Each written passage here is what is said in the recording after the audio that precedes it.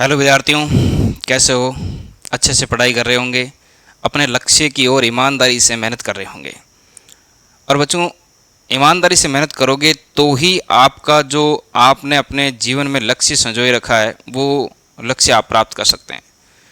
तो लगे रहिए, मेहनत करते रहिए, अपने लक्ष्य को, अपने जीवन के उद्देश्य को हमेशा याद करते रहिए ताकि आप उसके अनुकूल मेहनत करते रहें, अपने आप को उसके अनुकूल ढालते रहें। देखिए विद्यार्थियों, इस क्लास में हमारे 10वीं कक्षा की जो विज्ञान है उसका भौतिक विज्ञान का पोर्शन चल रहा था। उसमें हमने दूसरा जो चैप्टर है विद्युत धारा का चुंबकीय प्रभाव वो हम पढ़ रहे थे। और उसी कड़ी में बच्चों आज हम जो पढ़ने वाले हैं वो होता है विद्युत धारा का जो चुंबकीय प्रभाव है, उसी चैप्टर का एक पार्ट है विद्युत चुंबकीय प्रेरण। देखिए विद्युत चुंबकीय प्रेरण क्या होता है? प्रेरण का मतलब होता है किसी चीज़ से प्रेरित होना। जैसे हमने ये देखा था कि जब हम किसी धारावाही चालक तार में धारा प्रवाहित करते हैं तो उसके आसपास में चुंबकीय क्षेत्र उत्पन्न होता है। तो फिर वैज्ञानिकों ने सोचा कि क्या इसका उल्टा भी पॉसिबल है? क्या ऐसा हो सकता है कि चुंबकीय क्षेत्र हो और चुंबकीय क्षेत्र के कारण धारा उत्पन्न हो जाए?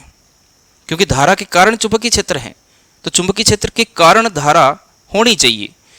तो इसी चीज़ के बारे में ये जो विद्युत चुंबकीय प्रेरण है इसमें आपको समझाएंगे। अभी देखने वाले हैं इस वीडियो में कि क्या चुंबकीय क्षेत्र के कारण धारा उत्पन्न होती है, किस प्रकार से होती है। इसके साथ ही बच्चों हम पढ़ने वाले हैं फ्लेमिंग के दाहिने हाथ का नियम। हमने बाएं हाथ का नियम पढ़ा था जो हमें बल की दिशा बता रहा था। आज हम पढ़ने वाले हैं दाहिने हाथ का नियम जो हमें ये बताएगा कि जो धारा की दिशा है, जो प्रेरित धारा है, उसकी दिशा कैसी होनी चाहिए। तो अभी हम चलते हैं विद्युत चुंबकीय प्रेरण की ओर। देखिए बच्चों, हमारा जो टॉपिक है आज का वो है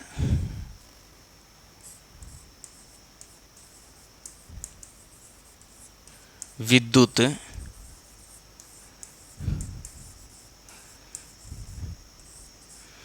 चुंबकीय प्रेरण।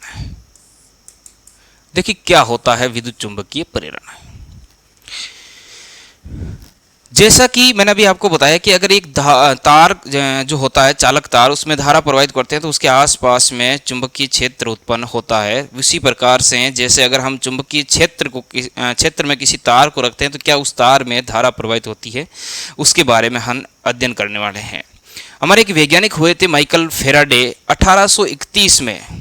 हालांकि ज़्यादा पढ़े लिखे नहीं थे, लेकिन उनका जो एक्सपेरिमेंट है, जो भौतिक विज्ञान में उनके द्वारा दिया गया जो ज्ञान है, उनके जो प्रयोग हैं वो बहुत ही ज़्यादा महत्वपूर्ण है।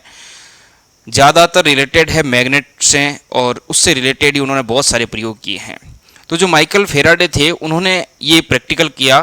किस तरीके से किया अभी देखते हैं। और उसके बाद में उन्होंने बताया कि हाँ, चुंबकीय क्षेत्र में परिवर्तन से, चुंबकीय क्षेत्र से तो नहीं कह सकते, लेकिन चुंबकीय क्षेत्र में परिवर्तन से पास में पड़ी किसी भी धारावाही चालक कुंडली में धारा प्रवाहित हो जाएगी, धारा विद्यमान हो जाएगी।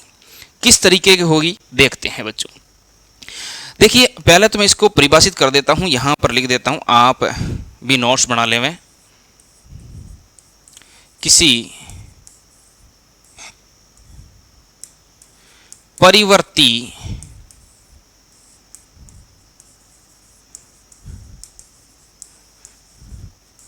चुंबकीय क्षेत्र में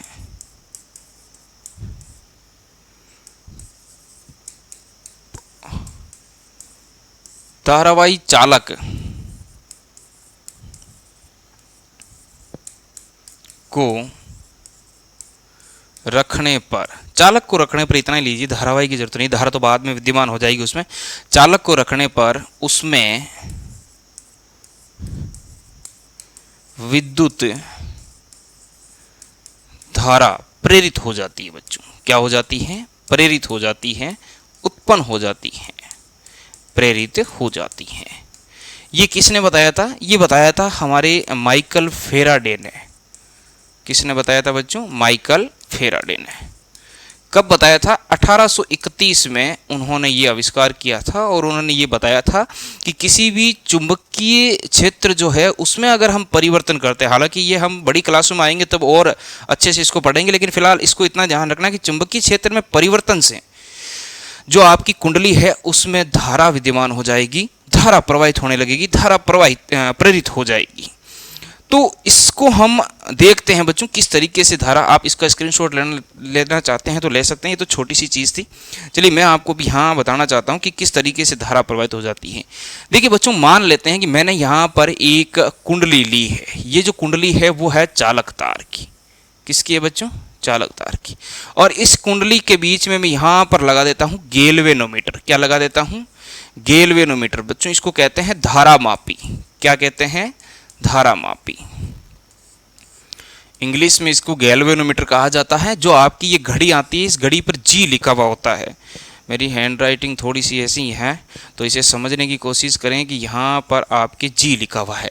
देखिए बच्चों, आपने अगर कुएं देखे हैं तो कुएं पर जो बाहर सिस्टम लगा होता है लाइट का, उस पर एक घड़ी लगी हुई होती है। उस घड़ी के अंदर एक में ए लिखा हुआ होगा, एक में वी लिखा हुआ होगा और एक में जी लिखा हुआ होगा।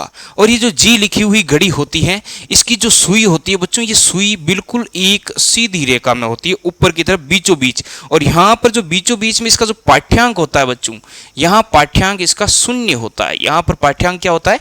शून्य होता है। अब ये जो सुई है वो अपने स्थान से इधर विक्षेपित हो सकती है, इधर विक्षेपित हो सकती है। तो सर ये काम क्या आती है? ये सिर्फ धारा संसूचन का कार्य करती है बच्चों। किसका? धारा संसूचन का कार्य। धारा संसूचन का कार्य करती है। धारा संसूचन का कार्य कैसे? सूंघना, मतलब धारा को सूंघती है सिर्फ कि हाँ धारा है कि नहीं है। आप ऐसे समझिए कि धारा संसूचन का मतलब है कि अगर इसमें से धारा प्रवाहित होगी तो ये अपनी जगह से विक्षेपित हो जाएगी। विक्षेपित होने का मतलब ये या तो पाठ्यांक इधर दे देगी या इधर दे देगी। जो बीच में एक सीधी रेखा में है वहां से विक्षेपित हो जाएगी, या तो इधर आ जाएगी या इधर आ जाएगी। इसका मतलब ये है कि इस जो घड़ी है, ये आपकी जो गैल्वेनोमीटर है, जो धारा मापी है, इसमें से धारा प्रवाहित हो रही है। अब धारा कौन सी दिशा में हो रही है वो ये अपनी सुई अपने विक्षेप से बता देगी। अगर इधर धारा बह रही है इसका मतलब ये इधर विक्षेपित हो जाएगी, इधर धारा बह रही है इसका मतलब इधर विक्षेपित हो जाएगी।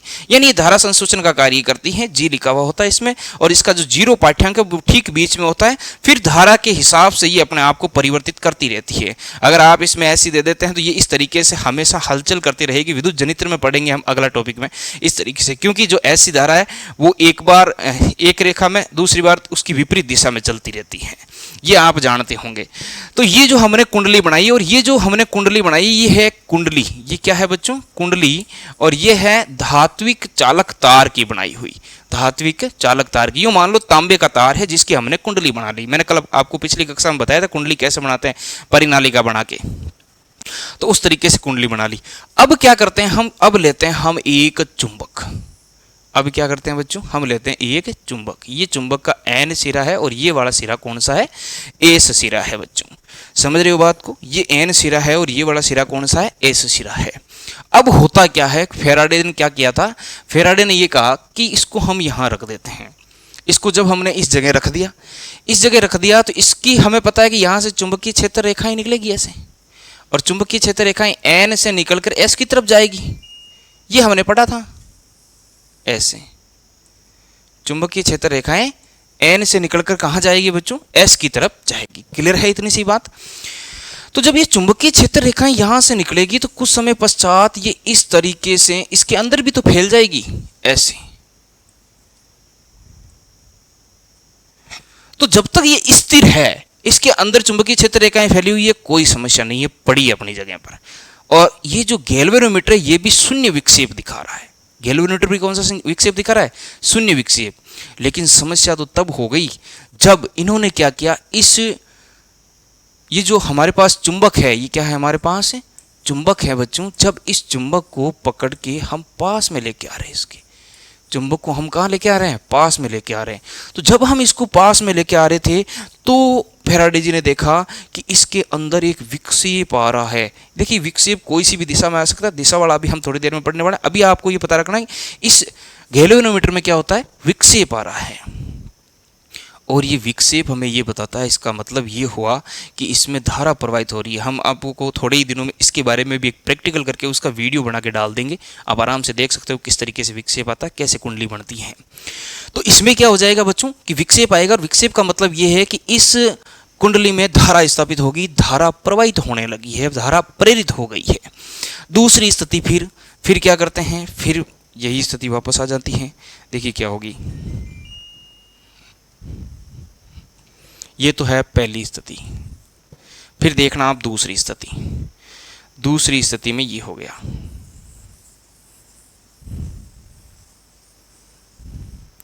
फिर मैंने यहाँ क्या लगा रखी है, कुंडली लगा रखी है, और कुंडली को किससे जोड़ रखा है, गैल्वेनोमीटर में। और गैल्वेनोमीटर में फिलहाल कौन सा विक्षेप है, शून्य विक्षेप है। ये सुई है इसकी, ये मान लो ये सुई है इसकी, और इसमें शून्य विक्षेप है बच्चों। अब की बार मैंने क्या इसको पास लाया, मैं पास लाया तो इसमें विक्षेप आया, और पास लाने के पश्चात मैं पास ला के यहाँ इसको स्थिर कर देता हूँ।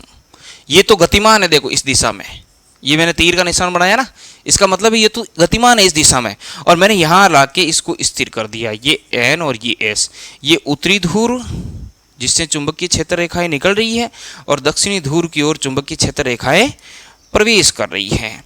फिर क्या होगा, फिर ये होगा बच्चों कि जो इसमें से चुंबकीय क्षेत्र रेखाएं निकलनी थी ऐसे, उन चुंबकीय क्षेत्र रेखाओं की संख्या फिक्स होगी, स्थिर हो जाएगी, क्योंकि अब की बार मैंने इस चुंबक को क्या कर रखा है, इसको स्थिर कर रखा है एक जगह पर। इसको हिला डुला नहीं रहा हूं मैंने एक जगह स्थिर कर दिया। स्थिर होकर दिया इसका मतलब ये जो कुंडली है, इस कुंडली में से जितनी चुंबकीय क्षेत्र रेखाएं जानी है वो 10 मिनट बाद भी 15 रहेगी, 20 मिनट बाद भी 15 ही रहेगी, हो सकता है शुरू में 1 मिनट में 15 है तो लास्ट तक 15 ही रहेगी, अगर हमने स्थिर कर रखा है तो। क्योंकि चुंबकीय क्षेत्र रेखाएं फिक्स हो गई, इसमें से कितनी निकल रही है, 15 निकल रही है, तो वो 15 ही रहेगी लंबे समय तक के लिए। तो फिर इसमें जो विक्षेप है बच्चों, वो विक्षेप आ जाएगा शून्य, यानी कि विक्षेप जो है वो यहीं रहेगा, ये परिवर्तित नहीं होगा। यहाँ पर विक्षेप जो है वो शून्य ही रहेगा, मतलब धारा नहीं बहेगी, धारा नहीं बहेगी। यहाँ तो देखिए जो आपकी धारा है आई, वो नॉट इक्वल टू 0 हो जाती है, क्योंकि हम क्या कर रहे हैं, इसको इसके पास में ला रहे हैं। यहाँ जो आपकी धारा है आई, वो 0 के बराबर हो जाती है। क्यों, क्योंकि हमने इसको स्थिर कर दिया है। लाए थे तब विक्षेप आया था, लेकिन ला के यहाँ छोड़ दिया, स्थिर हो गई। तीसरी स्थिति ध्यान से देखना, अंतिम स्थिति है, बहुत अच्छी स्थिति है। फिर मैंने क्या किया, फिर मैंने बच्चों इसको इस तरीके से, मान लो हमने क्या कर दी, एक कुंडली बना दी। फिर इसको किससे जोड़ दिया, गैल्वेनोमीटर से जोड़ दिया बच्चों। ये गैल्वेनोमीटर, उस गैल्वेनोमीटर में कौन सा विक्षेप, शून्य विक्षेप। और अब की बार मैं फिर एक चुंबक लेके आ रहा हूँ, लेकिन अब की बार लेके नहीं आ रहा हूँ, अब की बार मैं इस चुंबक को दूर ले जा रहा हूँ बच्चों। क्या कर रहा हूँ, दूर ले जा रहा हूँ। तो आप समझ रहे होंगे इस बात को कि चुंबकीय क्षेत्र रेखाओं की संख्या में कमी आ जाएगी। किस में से, इसमें से गुजरने वाली चुंबकीय क्षेत्र रेखाओं की संख्या में क्या हो जाएगी बच्चों, कमी हो जाएगी। कैसे, ये जो चुंबकीय क्षेत्र रेखाएं हैं वो कम हो जाएगी। तो जैसे ही मैं इसको दूर ले जाऊंगा, देखो अब की बार ये सिंबल देखना आप, मैं क्या कर रहा हूँ, इसको दूर ले जा रहा हूँ। दिख रहा है क्या, एक मिनट, बिल्कुल दिख रहा है, कोई समस्या नहीं है। जब मैं इसको दूर ले जा रहा हूं तो चुंबकीय क्षेत्र रेखाएं संख्या में क्या हो जाएगी, कमी हो जाएगी। कुंडली में से गुजरने वाली चुंबकीय क्षेत्र रेखाओं संख्या में कमी आ जाएगी। जैसे ही मैं इसको दूर ले जाऊंगा तो कमी आ जाएगी। तो अब की बार इसमें जो विक्षेप आना है वो विक्षेप क्या हो जाएगा, वो विक्षेप इसकी विपरीत दिशा में आ जाएगा बच्चों। किसकी में, जो हमने पहले जब हम पास ला रहे थे तो विक्षेप इधर आया था, अब की बार विक्षेप जो है उसकी विपरीत दिशा में आ जाएगा, विक्षेप इधर आ जाएगा। कहने का मतलब धारा तो यहां पर भी प्रवाहित होगी, धारा तो यहां पर भी प्रवाहित होगी, 0 के बराबर नहीं होगी, धारा तो प्रवाहित होगी, लेकिन अब की बार विपरीत दिशा में। जब पास ला रहा हूं तो जो दिशा है उसकी जस्ट विपरीत होगी जब दूर ले जा रहा हूं। कहने का मतलब ये कुंडलियां ऐसे कहती है, पास आते हैं तो आने नहीं देते हैं, जाते हैं तो जाने नहीं देता है। जब पास आ रहे हो तो नहीं नहीं नहीं, नहीं पास में नहीं आना, दूर जा रहे नहीं, जहां कहां रहा है, दूर भी नहीं जाना है, यहीं रहना है। तो ये स्थिति हो जाती है, ना आने देते हैं ना जाने देते हैं। इस तरीके से माइकल फेराडे ने ये बताया कि भाई इस तरीके से चुंबकीय क्षेत्र में परिवर्तन से, चुंबकीय क्षेत्र से नहीं, चुंबकीय क्षेत्र में परिवर्तन से किसी भी चालक तार में या चालक पदार्थ में धारा स्थापित की जा सकती है, धारा प्रेरित की जा सकती है। ये बात बताई थी। तो फटाफट डायग्राम बनाएं अच्छे से और समझने की कोशिश करें। इतनी बात आपको समझ में आ गई होगी। अब देखो इससे क्या रिसर्च निकला, नोट क्या निकला लास्ट में, तो नोट ये निकला कि धारा बंद, यहाँ लिख देना नोट बना के, या फिर आप याद रख सकते हैं वही 2000 वाला नोट जो बंद हो रहा है, ये नोट बना के लिखना और ध्यान रखना कि किसी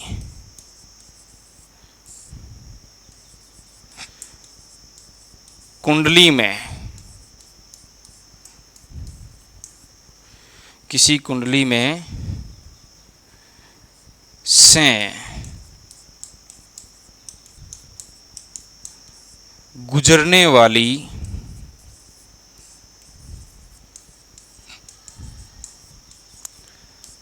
चुंबकीय क्षेत्र में,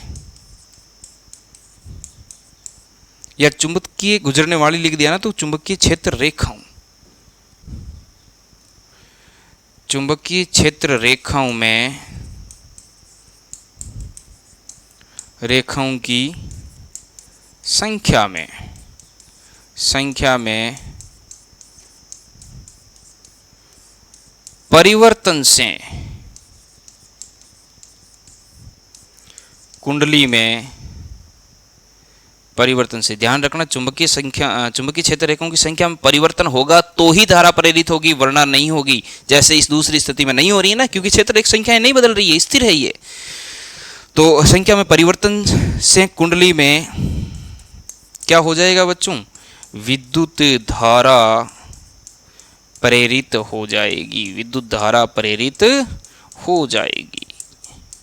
इतनी सी बात और इतना बड़ा नाम किसका, माइकल फैराडे का। अपना तो क्या, अपन तो पढ़ रहे हैं इसको। तो ये चीज़ आपको समझ में आ गई होगी, इसमें आपके कोई समस्या नहीं रहनी चाहिए। बिल्कुल इजी चीज़ है, प्रेरण बिल्कुल इजी चीज़ है। इसके अलावा आप एक चीज़ और ध्यान रख सकते हो, जो रिसर्च हमने यहाँ से निकाला है, इससे देखिए क्या निकला है। दूसरे पॉइंट से इससे ये निकला है कि चुंबकीय क्षेत्र में, चुंबकीय क्षेत्र में परिवर्तन बंद, परिवर्तन बंद, तो प्रेरित धारा भी बंद, प्रेरित धारा भी क्या हो जाएगी, बंद हो जाएगी, यानी कि धारा प्रेरित भी नहीं होगी। ये बात थी बच्चों, यहाँ तक आपकी क्लियर हो जाना चाहिए, कोई समस्या नहीं रहनी चाहिए। अब हम पढ़ने वाले हैं फ्लेमिंग का दाहिने हाथ का नियम।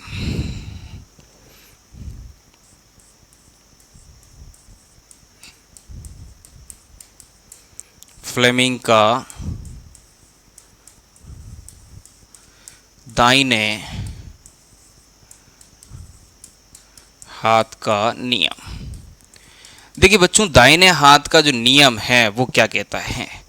फ्लेमिंग का दाहिने हाथ का नियम, ये दाहिना है, ये तो हमने पढ़ लिया था, और ये हमारा दाहिना हाथ। दाहिने हाथ का नियम ये कह रहा है, ठीक वैसे ही जैसे हमने बाएं हाथ पढ़ा था, ये बाएं हाथ पढ़ा था ना, ठीक वैसे ही वो ये कहता है कि आपको इस तर्जनी, मध्यमा और अंगूठे को इस तरीके से फैलाना है कि जो तर्जनी है ये तो चुंबकीय क्षेत्र दिखाएगी, और ये जो आपकी अंगूठा है ये क्या दिखाएगा, ये अंगूठा धारा को दिखाएगा, और ये अंगूठा मध्यमा है वो किसको दिखाएगी, वो धारा को दिखाएगी। तो ये अंगूठा है वो किसको दिखाएगा, ये गति को दिखाएगा। किसको दिखाएगा, गति को दिखाएगा। आप ऐसे याद कर सकते हैं कि जो हमने वाम हस्त नियम पढ़ा था, इसमें हमने पढ़ा था FBI।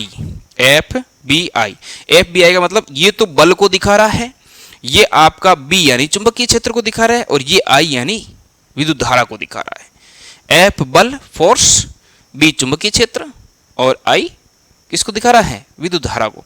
ठीक वैसे ये दाहिना नियम जो अभी हम पढ़ने वाले हैं उसको आप याद कर सकते हो VBI। देखिए ये BI तो चेंज नहीं होंगे, ये V चेंज हो रहा है, जो ऐप की जगह आ रहा है। V मतलब गति को दिखाएगा, जो आपकी कुंडली है जिसको हम गति करवाएंगे उस गति को दिखाएगा। उसके साथ ये B चुंबकीय क्षेत्र दिशा, ये प्रेरित धारा को, यहाँ पर धारा प्रेरित हो रही है तो प्रेरित धारा को दिखाएगा। आइए थोड़ा सा समझ लेते हैं। तो पहले तो मैं इसको परिभाषित कर लेता हूं, फिर हम इसको समझ लेते हैं कैसे काम करता है।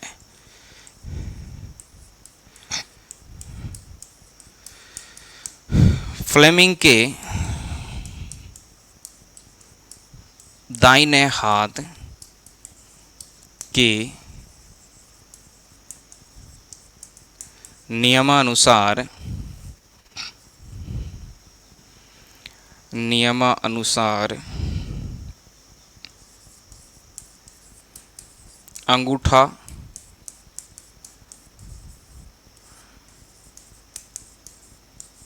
तर्जनी अंगुली एवं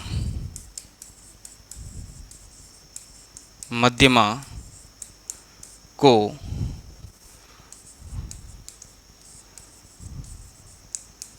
इस प्रकार फैलाएं कि यह एक दूसरे के लंबवत रहें। कैसे रहने चाहिए? लंबवत रहें। ऐसे फैलाना है कि एक दूसरे के कैसे रहें? लंबवत रहें। तो क्या होगा? तो देखो मैं सीधा ही लिख रहा हूं, आप अपने हिसाब से लैंग्वेज पुट कर देना, बस लैंग्वेज ही पुट करनी है, मैं सीधा लिख देता हूं। तो ये जो अंगूठा है आपका बच्चों, अंगूठा किसको दिखाएगा? अंगूठा दिखाएगा गति की दिशा। किसको दिशा दिखाएगा? गति की दिशा। और जो आपकी तर्जनी है वो तर्जनी अंगुली दिखाएगी चुंबकीय क्षेत्र की दिशा। किसकी दिशा दिखाएगी बच्चों? चुंबकीय क्षेत्र की दिशा। और जो आपकी मध्यमा है वो मध्यमा किसको दिखाएगी? प्रेरित धारा। ध्यान रखें यहां पर धारा प्रेरित होगी चुंबकीय क्षेत्र के कारण, चुंबकीय क्षेत्र में परिवर्तन के कारण धारा जो है वो क्या होगी? प्रेरित होगी। तो ये दिखाएगी आपको प्रेरित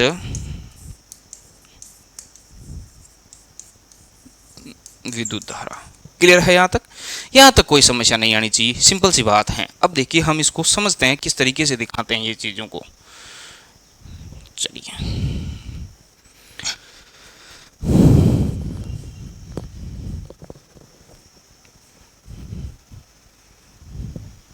देखिए, मैं मान लेता हूं कि ये मेरे पास एक चुंबक है, ठीक है, और ये चुंबक का नॉर्थ पोल है, और ये इधर भी एक मेरे पास चुंबक है और ये चुंबक का साउथ पोल है बच्चों, ठीक है।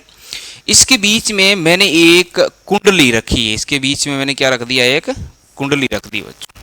ये कुंडली इस तरीके से, ये मैंने एक कुंडली रख दी और इस कुंडली को मैंने बांध दिया या जोड़ दिया किससे?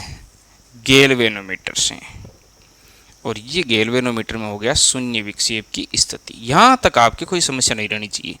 अब देखिए इसमें धारा किधर बह रही है, कैसे बह रही है, हमें नहीं पता है, वही हमें ज्ञात करना है। चलिए फिर ज्ञात करते हैं। मैं इसको नामकरण कर देता हूं A B C D। तो पहले तो आपको ये बताना है कि जो A से B तक है उसमें धारा कैसे बह रही है, फिर B से C, C से D इसमें धारा कैसे बह रही है। तो इसके लिए मैं पहले ये कहता हूं कि मैं आपको ये बता दूं कि भाई दोनों तरफ चुंबकीय क्षेत्र है। अब मैं इनको दूर आगे पीछे कर रहा हूं चुंबकीय क्षेत्र को। जब मैं इसको आगे पीछे कर रहा हूं चुंबकीय क्षेत्र को, तो आगे पीछे करने के कारण इस कुंडली से गुजरने वाले चुंबकीय क्षेत्र रेखाओं की संख्या में बदलाव आ रहा है, और चुंबकीय क्षेत्र रेखाओं की संख्या में बदलाव आ रहा है तो क्या होगा? तो यहां पर प्रेरित धारा उत्पन्न हो जाएगी। कैसे होगी वो देखना। उससे पहले मैं आपको यहां पर चुंबकीय क्षेत्र रेखाओं की जो दिशा है वो बना देता हूं बच्चों। ये चुंबकीय क्षेत्र रेखाओं की दिशा होगी इस तरीके से N से S की ओर। इसमें तो कोई समस्या है नहीं आपके। अब देखिए क्या करना है। देखो पहले मैं A से B की ओर करता हूं। अब मैं क्या कर रहा हूं, इस A से B को बाहर ला रहा हूं और C से D को अंदर ले जा रहा हूं। ये जो मेरा फलक है ये A से B है और ये C से D, तो मैं ऐसे घुमा रहा हूं इसको यूं, ठीक है, ऐसे घुमा रहा हूं। तो गति की दिशा कौन सी हो गई? ये इधर हो गई बाहर की तरफ। गति की जो दिशा है वो कौन सी हो गई बच्चों? बाहर की तरफ हो गई। यानी कि AB मैं यहां लिख देता हूं, देखना AB गति बाहर की ओर। गति कैसे हो रही है? बाहर की ओर। और जब गति बाहर की ओर हो रही है इसका मतलब CD की जो गति है बच्चों वो कैसे हो जाएगी? CD की गति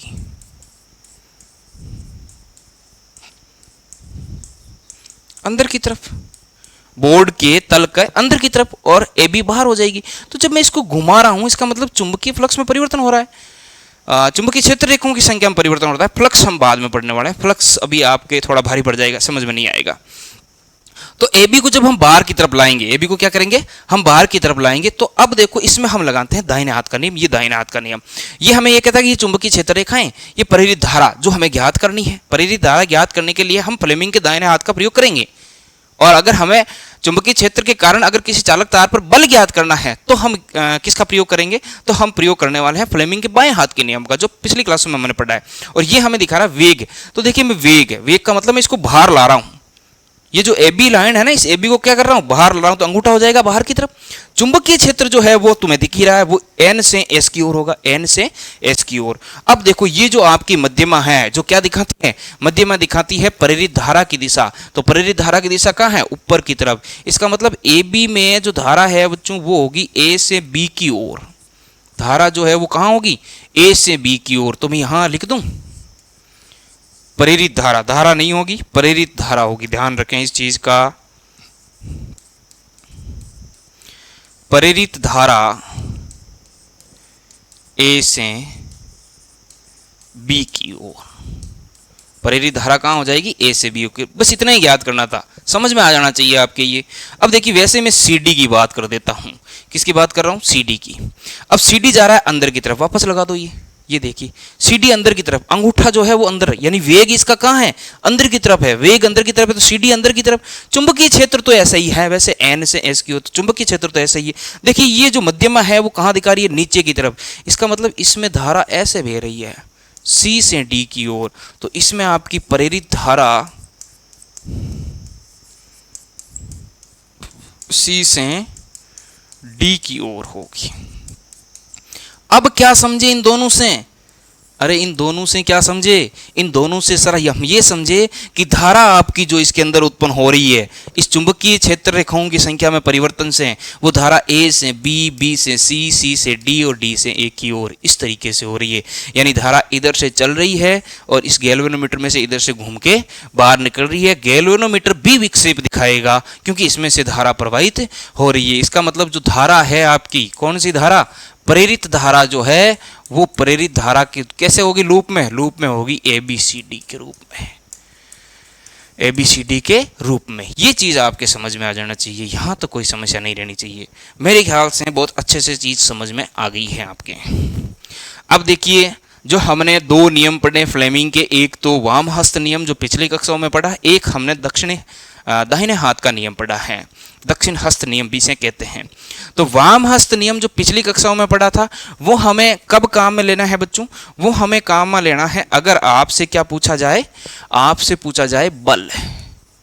क्या पूछा जाए, बल, एफ पूछा जाए, तो आप क्या काम में लोगे बच्चों, वाम हस्त नियम।